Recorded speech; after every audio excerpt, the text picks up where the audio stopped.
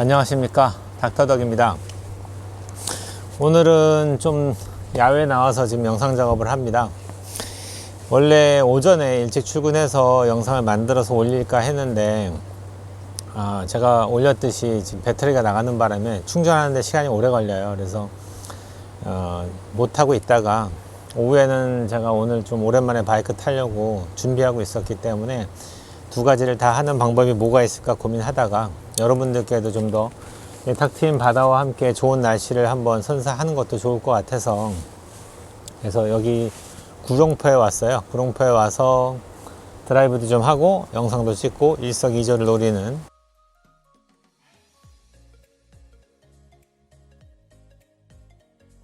오늘은 날씨가 좋으면 원래 낚시를 하잖아요, 제가. 근데 오늘 낚시를 안 하고 이상하게 바이크 타고 있죠.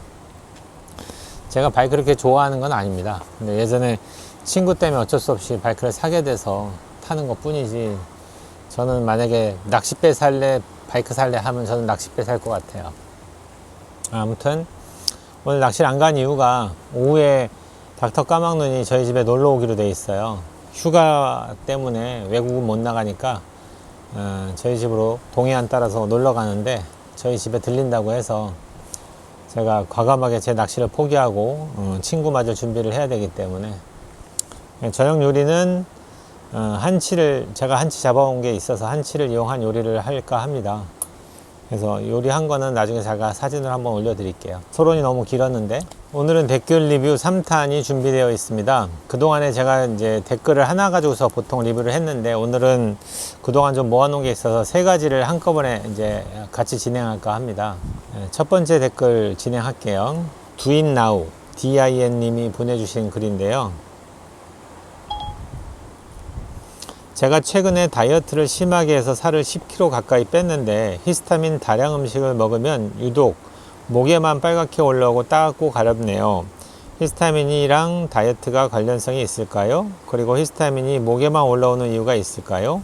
집이 캐나다인가 봐요. 근데 병원 가기 힘드셔서 이렇게 댓글을 남겨주셨어요. 단순히 다이어트 하는 것과 히스타민이 연관성이 있다고 설명하기는 힘들 것 같습니다. 그건 별개의 문제일 것 같은데, 제가 지난번 라이브 방송 때도 말씀드렸듯이, 다이어트를 하게 되면은 일단은 다이어트의 개념 자체가 지방을 빼는 거지 않습니까? 지방을 뺄 때 가장 큰 문제가, 우리 몸속에 저장되어 있는 독소들이 대부분 다 지방에 저장되어 있기 때문에, 저장되어 있는 상황에서 얘가 분해돼서 나온다는 게 가장 큰 문제예요. 그래서 지방에서 나온 그 독소들을 해독을 해야 되는데, 그러기 위해서는 영양소가 필요하죠. 간과 신장에서 배설을 할 때 필요한 영양소가 필요한데, 그 영양소가 부족한 상태에서 계속 다이어트만 진행을 하게 되면은 그게 바로 이제 무리가 되는 거예요. 간과 신장에 무리가 오는 겁니다. 그렇게 되면은 위험하죠, 실제로. 그래서 과도한 다이어트 이후에 사망했다는 이야기도 가끔씩 들리죠. 그래서 조심하셔야 됩니다. 근데 히스타민 인톨러런스 같은 경우에는 제 강의를 다 보시면 알겠지만, 가장 큰 루트는 장이에요. 장관 내에서 내가 먹었던 음식을 제대로 분해를 시키고 디아민 옥시다제가 나와서 히스타민을 잘 분해시킨다면은 혈중 레벨이 안 올라가겠죠. 근데 조금만 먹어도 올라간다는 얘기는 그걸 분해하는 효소가 떨어졌다는 얘기니까, 아무래도 다이어트 하는 과정에서 장 누수가 더 진행됐을 가능성이 좀 있어요. 이런 분들은 따로따로 좀 생각을 하시되, 일단 장이 가장 큰 문제가 되지 않을까, 이분 같은 경우에는. 캐나다 같은 경우라면 주식이 뭔지 모르겠지만, 주로 장 누수를 진행하는 음식들을 많이 드시게 되면은 그로 인해서 히스타민 인톨러런스가 더 진행될 수 있다라는 게 제 생각이고요. 그 다음 과도한 다이어트를 하다 보면은 그런 것들도 영향을 받을 것 같아요. 어느 부위만 특정하게 올라온다는 개념으로 본다면 오히려 그 확률은 좀 떨어집니다. 히스타민의 개념이 혈액을 타고 도는 전신 반응이 나타나는 경우가 흔하기 때문에, 부분적으로 나타나는 문제에 대해서는 실제로는 조금 가능성은 떨어져요. 다른 외부적인 접촉 환경에 의한 문제일 가능성도 충분히 있어요. 그러니까 그거는 좀 생각해 보셔야 될 것 같아요. 그 다음 두 번째 댓글 리뷰 볼게요. 푸드메이커 님이 보내주셨는데, 혹시 헬리코박터균과 15장 누수 증후군이 같이 있을 경우에 어떤 걸 먼저 치료하는 게 좋을까요? 속이 안 좋고 변비가 있습니다. 소화가 잘 안 되시고요. 혹시 헬리코박터 제균약이 장누수에는 효과가 없는 걸까요? 메탄 15에는 항생제가 효과가 없나요? 질문이 되게 많은데 하나씩 먼저 볼게요.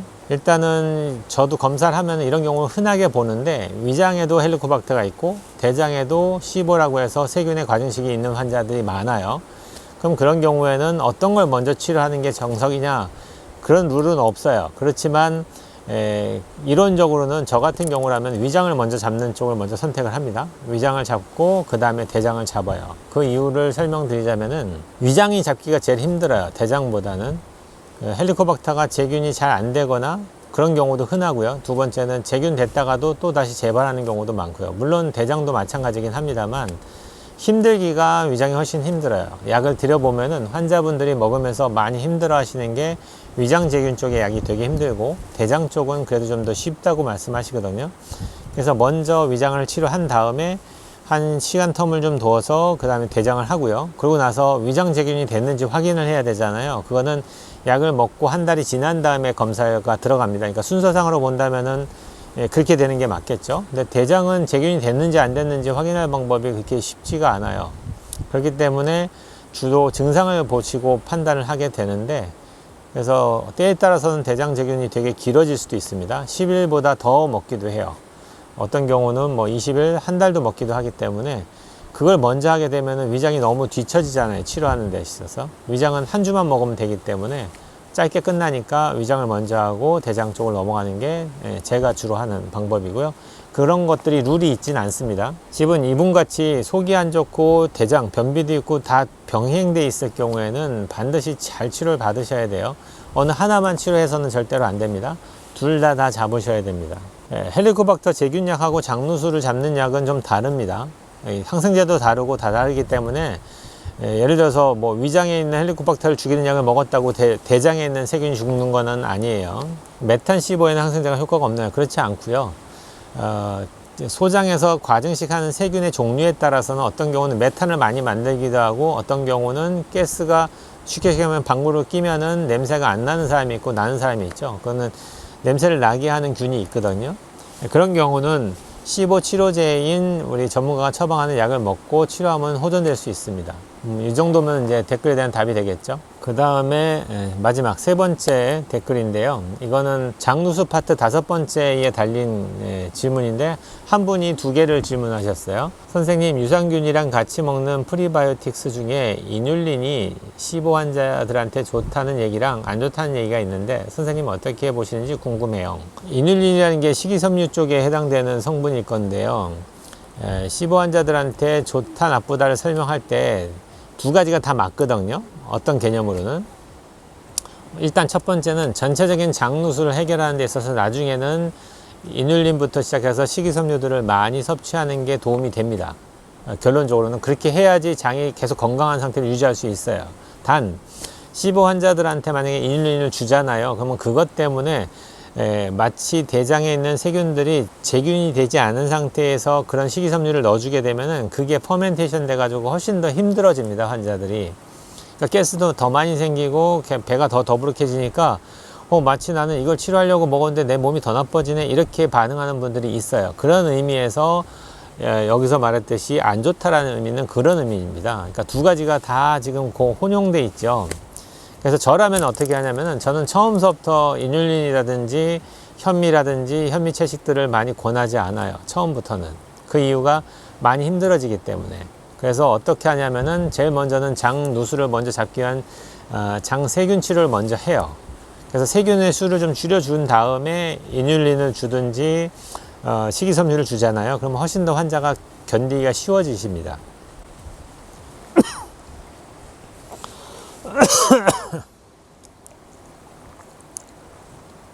쉬지 않고 말을 했더니 목이 막 마르네요. 그래서 우리가 유산균하고 같이 프리바이오틱스 같이 주죠. 요즘에는 유산균 중에서 합쳐진 신바이오틱스라고 해서 나오는 것들도 제법 많은데, 프리바이오틱스의 개념도 똑같아요. 소장과 대장에 세균이 많이 증식된 분들이 프리바이오틱스를 먹으면은 일시적으로는 그게 더 많은 가스 형성과 함께 불편함을 호소하실 수도 있다라는 거고요. 그렇다고 해서 그게 뭐 나쁜 의미는 아니고요.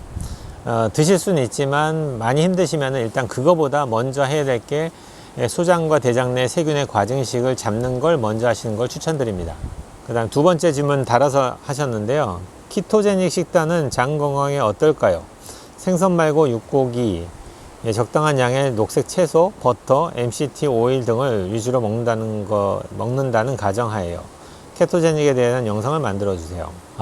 이거는 지난번 제가 그 라이브 방송 때도 살짝 언급했던 내용인데, 무조건 케토제닉 다이어트가 좋다, 아니면은 이런 거 전혀 없이 뭐 메디테리안 다이어트라 그래서 지중해식 다이어트가 좋다, 뭐 이렇게 얘기하는 분들이 있는데, 저는 각각의 의미는 어느 정도는 이해를 하지만 더 중요한 거를 빼먹었다고 생각해요. 뭘 하든지 간에 그 내가 먹는 원료가 건강해야 된다는 개념은 여기에는 없잖아요. 그러니까 예를 들어서 정말로 그 육식을 먹을 때 그 육식을 재배하는 과정에서 얘가 정말로 양질의 풀을 뜯어 먹고 좋은 원료의 식단을 먹어서 만들어낸 고기라면은 그걸 열심히 먹어도 건강해질 수 있다고 봐요. 근데 지금 우리가 먹고 있는 모든 식단들의 대부분은 돼지고기든 소고기든 닭고기든 특히 다 재배 환경 자체가, 사육 환경 자체가 너무나 안 좋아요. 그리고 먹는 음식이 대부분 다 사료를 준단 말이에요. 대부분 다 GMO 사료를 먹고 나온 그런 고기들을 먹는다는 게 과연 우리 몸에 건강할 것이냐? 그렇지 않다라는 거예요. 그래서 그런 의미로 접근하시면 더 답이 더 맞을 것 같아요. 채식도 마찬가지입니다. 아무리 좋은 채소를 많이 먹는다고 해도 걔를 재배할 때 농약을 많이 쳤어요, 만약에. 그러면 우리 몸에는 독소가 들어오는 거예요. 그걸 잘 이해하시면은 지금 이 질문에 대한 답이 됐겠죠. 날씨 너무 좋아요. 자주는 안 먹는데 이렇게 한 번씩, 한 달에 한두 번 이렇게 드라이빙 하거나 놀러 다닐 때는 저도 이런 거 잘 먹습니다.